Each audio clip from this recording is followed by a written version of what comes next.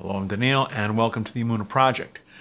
We here at the Emunah Project are continuing our series of videos with respect to converts, Gerim, converts to Judaism, returnees to Judaism, Baalei Tshuva and Noahides, Bnei Noach. And today what we're going to do is we're going to present you with an observation and a philosophical question. The observation is this.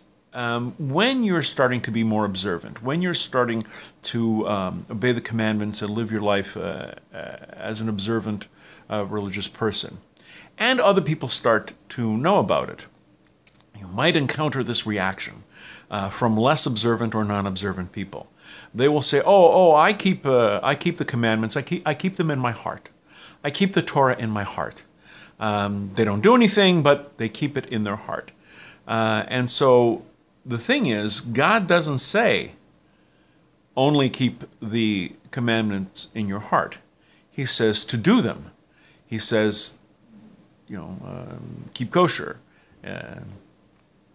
Eat matzahs on Passover. You can't eat matzahs on Passover in your heart.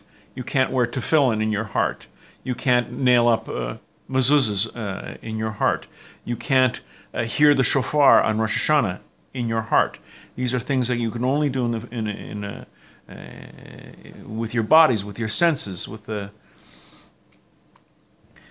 people who say they keep the commandments in their heart, especially Jews and Bnei Noach and Noahides who are obligated to keep the commandments. God keeps saying, do them. He doesn't say, think they're swell. He doesn't say, admire them and think they're a really, really good idea. He says to do them. And some people who say that you'll get this from Christians.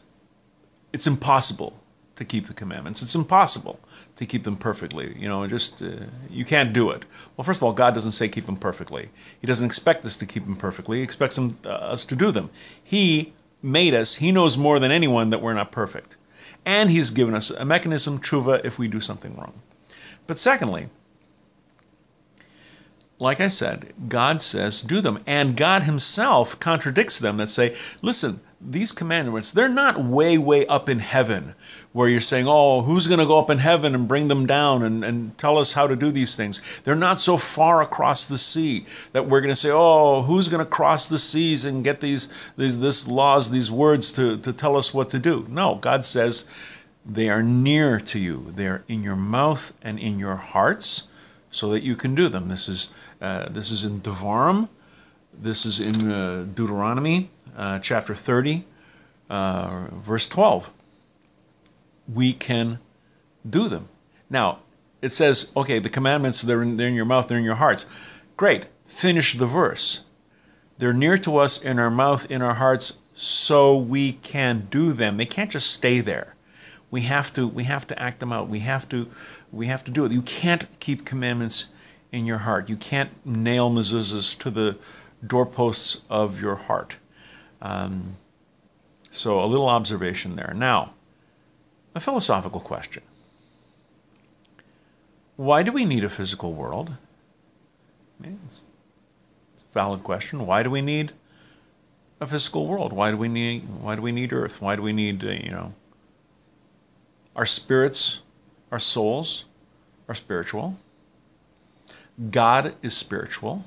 Shemayim, heaven, is spiritual. Concepts like right, wrong, good, bad, sin, atonement, all these things, they're all spiritual concepts. Why do we bother with the world? Why did God even make the world?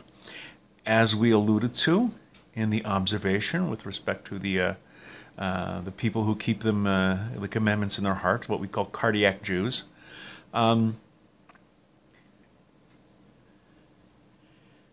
We need a physical world because it's only in the physical world that we are able to do the commandments. It's only in the physical world where we can act out our choice of right, wrong, good, bad. We're going to obey God's law. We're not going to obey God's law. That only happens in the real world. You can only do commandments in the real world. You can only fast on Yom Kippur in the real world. You can only wear clothes that don't have a mixture of fibers in the real world. It's not like your soul is running around in a suit. It's only the real world. This is why we're here. This is the meaning of life. We go through life loving God and obeying His commandments.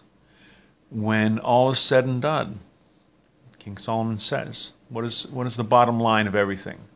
Fear God and obey His commandments. That's the meaning of life. Love God and obey His commandments.